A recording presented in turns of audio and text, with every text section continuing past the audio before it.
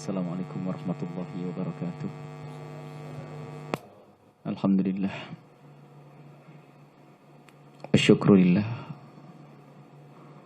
Wassalatullahi wassalamu ala Rasulillah Sayyidina Muhammad ibn Abdullah wa ala alihi wa ashabihi wa mawalah. Amma ba'd.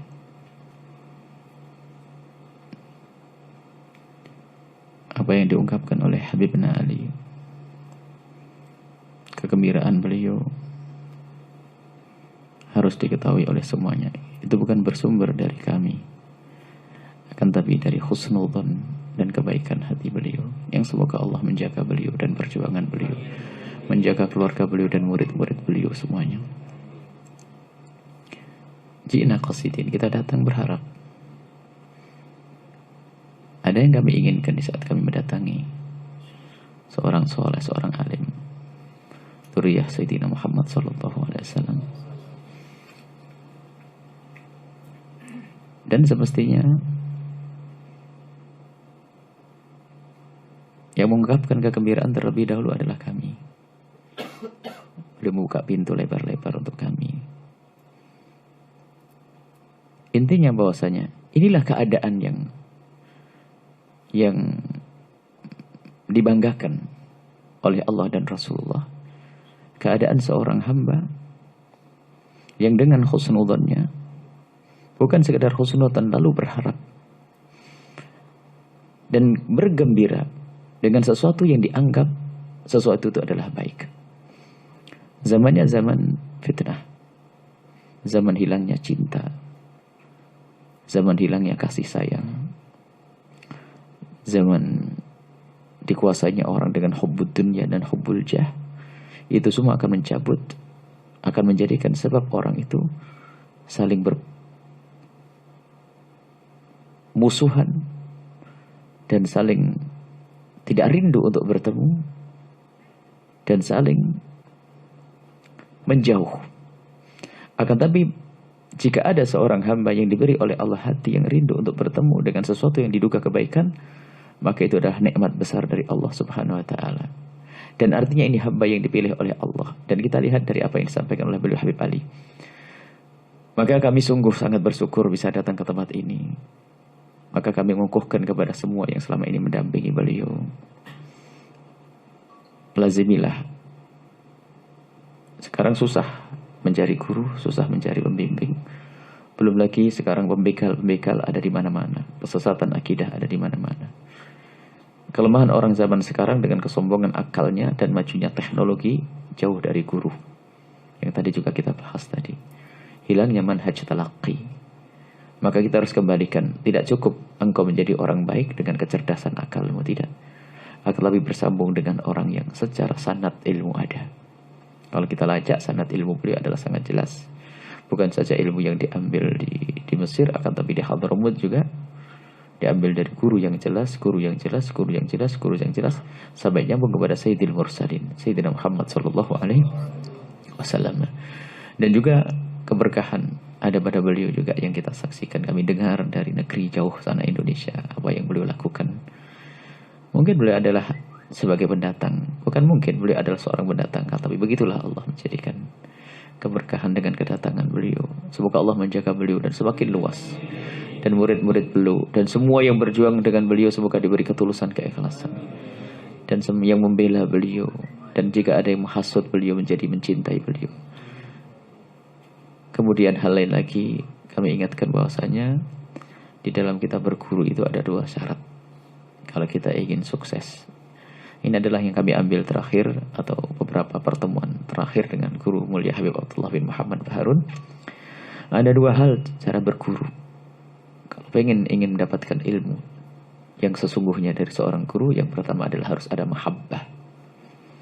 Tidak cukup kita duduk dengan seorang guru menimba ilmunya. Ini kan model di kampus, di university.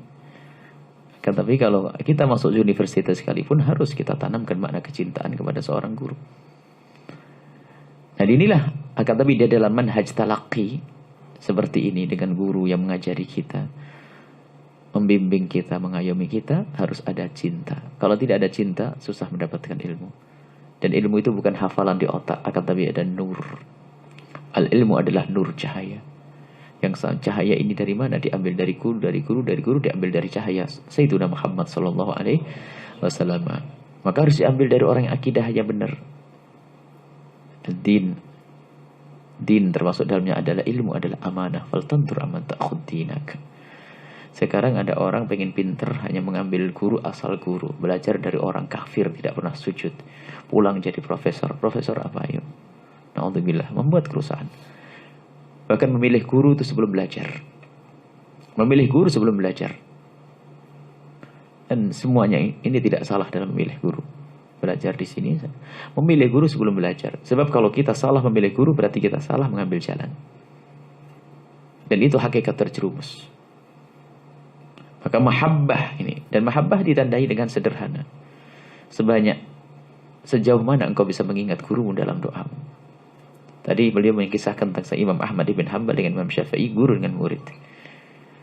Kami pun mendatangkan Imam Ahmad bagaimana berkisah. Demi Allah, sungguh semenjak aku kenal dengan Imam Syafi'i dan berguru dengan Imam Syafi'i, aku tidak melakukan sholat 2 rakaat kecuali aku mendoakan Imam Syafi'i. Artinya mendoakan guru ini tanda mahabbah. Dan itu yang mengundang derasnya ilmu, mengalirnya ilmu kepada kita. Ini mahabbah. Ditandai yang pertama itu apa? Dengan cara banyak mendoakan. Adapun tanda mahabbah yang kedua adalah jangan mencari-cari kesalahan. Bahkan kita selalu berdoa, ya Allah, tutuplah aib guru kami dari mata kami, takut cinta kami kurang. Ada murid itu kerjanya ngetes guru. Ada, kalau kita belajar ada murid ngetes guru itu kan ada macam-macam. Karena merasa dia lebih pintar dan sebagainya, mulai ngetes. Gak dapat apa-apa dia. Apalagi mencari-cari kesalahan, naudzubillah. Yang terkikis adalah cintanya. Dan kalau sudah tidak cinta, rugi. Kita punya guru manusia, akan tapi ketahuilah, beliau manusia yang dipilih oleh Allah untuk menyambung kita dengan Rasul sallallahu alaihi wasallam. Bahkan mungkin kita punya guru mengingatkan, mungkin kau bisa lebih pintar dari gurumu, akan tapi ketahuilah, nurmu tidak kau ambil kecuali dari gurumu. Sehingga menyala ilmumu, biarpun ilmu lebih banyak, tidak akan bisa menyala kecuali melalui guru. Sehingga dituntut makna kecintaan yang sesungguhnya. Sampai dikatakan al-madad fil mashhad. Ilmu batinmu, rohaniyatmu, ilmu ladunimu itu baru engkau dapat kapan? Di saat engkau bisa melihat gurumu dengan keseriusan, keyakinanmu dengan gurumu, kecintaanmu dengan gurumu. Ada orang belajar tidak punya mahabbah, hanya mengandalkan cerdas, datang. Gak ada mahabbah, gak nyambung. Tidak dapat ilmu. Cerdas ya, pintar ya, tapi tidak manfaat ilmunya. Kemudian mencari-cari kesalahan, naudzubillah, masya Allah. Pengen tahu kesalahan guru dan sebagainya. Enggak. Hindari itu semua. Sementara orang-orang yang dalam tarbiyah itu selalu berdoa tadi yang kami katakan. Ya Allah, tutuplah kekurangan guru kami dari mata kami. Takut rusak hatiku. Apalagi kau berani gunjing guru. Dan itu mengembang. Kalau orang punya prasangka buruk dari guru, sampai nanti prasangka buruk kepada Sayyidina Rasul sallallahu alaihi wasallam, seperti dikisahkan ada di negeri Arab sana, ada satu orang anak muda menghafal Al-Quran 37 tahun sudah hafal Quran 37 tahun, dan dia hafal 2000 hadis. Rupanya Pak, dia punya biasa prasangka buruk dengan guru. Akhirnya Pak, prasangka buruk dengan Rasulullah waktu membaca kisah Sayyidah Zainab, murtad setelah itu. Prasangka buruk, hati-hati, berkembang itu semuanya. Ini. Yang kedua adalah adab. Adab ini masya Allah, tata krama. Adab ini yang dia dahulukan dalam dunia tarbiyah. Kita dalam dunia tarbiyah, seorang guru tidak bangga dengan kecerdasan, kepandaian seorang murid. Akan tapi adab dan tata krama itu menjadikan bangga seorang guru. Bahkan kecerdasan kadang menipu dan menjadikan seseorang itu sombong. Maka adab. Hingga kami menyampaikan hal ini karena apa? Jangan sampai Anda semuanya menjadi ayam yang mati di lumbung padi. Duduk dengan orang soleh, orang baik, akan tapi tidak mendapatkan apa-apa gara-gara tidak punya mahabbah, gara-gara tidak punya adab. Lihat aja, duduk bertahun-tahun tapi tidak mendapatkan apa-apa. Ini saja mungkin itu adalah wasiat untuk diri kami sendiri, untuk bekal kami. Semoga kami tambah mencintai para guru-guru mulia, khusus kepada Habib Ali dan semuanya para murid-murid. Semoga diberi kecintaan yang sesungguhnya kepada guru kita Habib Ali, dan juga diberi adab. Kalau tidak punya adab, tidak akan mendapatkan ilmu. Adab harus, tata krama harus, itu adalah kunci untuk mendapatkan ilmu. Ini saja, kami tidak pantas untuk menasihati. Habib Ali minta nasihat, tidak.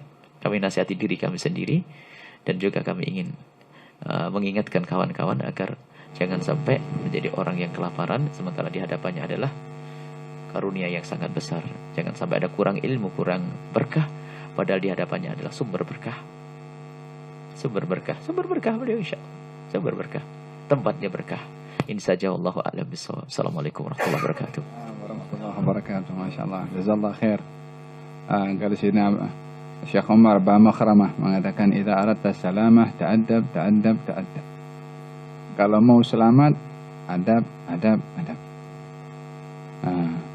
Kalau Sayyidina Umar, Sayyidina Abdurrahman Segaf, man laysa lahu adab fahu dub. Siapa orang yang tak punya adab maka dia umpama dub. Apa itu dub? Beruang. Wahakala. Qal man tahawana bil adab tahawana bis sunan wa man tahawana bis sunan tahawana bil faraid. Orang yang mengabaikan adab lama-lama akan mengabaikan sunnah. Kalau abaikan sunnah lama-lama abaikan yang fardu. Alhamdulillah, nasihat yang begitu istimewa, mutiara, mengingatkan supaya kita tamasuk kepada para ulama, berpegang kepada para ulama. Tanda seseorang berpegang kepada ulama yang benar, menghormati ulama lain, menghormati guru orang lain. Yang kedua mahabbah, sebagaimana disebutkan tadi. Yang ketiga adalah adab. Ini kalau kita pegang betul-betul kepada tiga perkara ini, at-tamassuk bil al-masyayikh, kemudian mahabbah, dan yang ketiga adalah adab, kita termasuk orang yang paling beruntung di zaman yang begitu banyak mencabar sekarang. Zaman fitnah, zaman tidak ada adab, zaman karahiyah, saling membenci, zaman orang lepas kendali daripada bergantung kepada para masyayikh. Ini hasilnya keberanian orang yang memaki orang lain, memandang dengan karahiyah satu dengan yang lain, dan sumber ilmu yang tidak diambil daripada jalan yang benar sebagaimana ditekankan oleh Buya Yahya sebentar tadi. Mudah-mudahan nasihat tadi membawa manfaat kepada kita semua insyaallah, dan mudah-mudahan kita doakan perjalanan dakwah Buya Yahya membawa manfaat hissi dan juga maknawi, khususnya kepada negeri ini yang dikunjungi oleh beliau, dan mana-mana tempat yang didatangi insyaallah sentiasa membawa keberkatan, manfaat, ilmu insyaallah kepada kaum muslimin khasnya, dan kepada umat manusia secara amnya, dan kepada makhluk Allah subhanahu wa ta'ala secara keseluruhannya. Karena orang berilmu ini kalau berdakwah yang gembira bukan hanya manusia saja, bukan jin saja, binatang dalam lautan pun gembira, semut dalam lubang pun gembira juga, macam mana Nabi bersabda demikian. Karena apa? Dia membawa ilmu yang dibawa oleh Nabi SAW. Kalau Sayyidina Ahmad bin Zain al-Habsyi ditanya bagaimana Nabi bersabda innal malaikata fi samawat wa hatta al-hitan fil bahr hatta an-namla fi juhriha la yastaghfiruna ala muallimin nasi al-khair. Malaikat di langit, ikan di lautan, semut di dalam lubang pun mendoakan kepada orang yang mengajar kebaikan. Katanya kenapa? Sebab apa yang melibatkan penglibatan ikan dan juga semut di dalam ini kepada orang yang mengajar sampai mendoakan? Galia, sebab orang yang mengajar itu membawa agama, menyebarkan kebaikan, akan menyebabkan orang yang diajar jadi baik. Kalau orang yang diajar jadi baik, yang berlaku di bumi ini kebaikan, juga di lautan pun tak ada orang kasih rosak ini lautan, tak ada orang buang benda kotor, racun sehingga mematikan kepada ikan, ataupun buang barang-barang kotor yang boleh mematikan kepada semut dalam lubangnya. Bukankah dalam Al-Quran Allah berfirman zaharal fasadu fil barri wal bahri bima kasabat aydin nas, rosaknya daratan lautan ulah manusia. Tapi kalau manusianya baik, maka lautan tak akan rosak, daratan tak akan rosak, semua akan hidup dalam keadaan aman dan damai serta tentram, termasuk binatang. Makanya binatang pun gembira kalau ada orang berdakwah.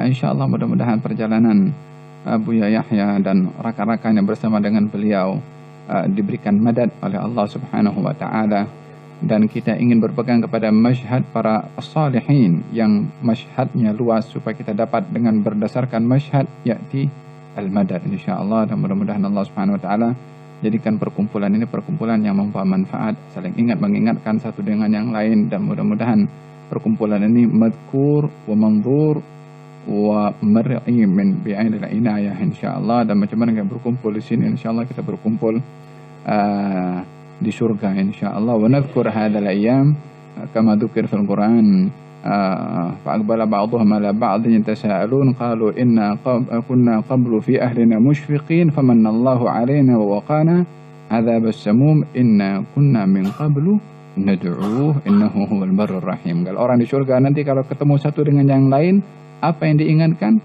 Inna kunna min qablu nad'u. Dulu kita di dunia saling berdoa. Dulu kita saling di dunia saling bertemu, berkumpul bersama-sama merayu kepada Allah. Ini saja yang akan jadi ingatan kepada orang di surga nanti. Perkumpulan-perkumpulan yang lain tak ada orang ingat. Tapi kumpulan zikir, kumpulan untuk mengingatkan, kumpulan untuk berdoa kepada Allah akan diingati. Inna kunna min qablu nad'u innahu huwal barur rahim. Hasyaranallahu wa iyyakum fil jannah mal habib sallallahu alaihi wasallam insyaallah. Allah taala alam. Hadi fadl. Wala طولنا عليكم. جزاكم الله خير.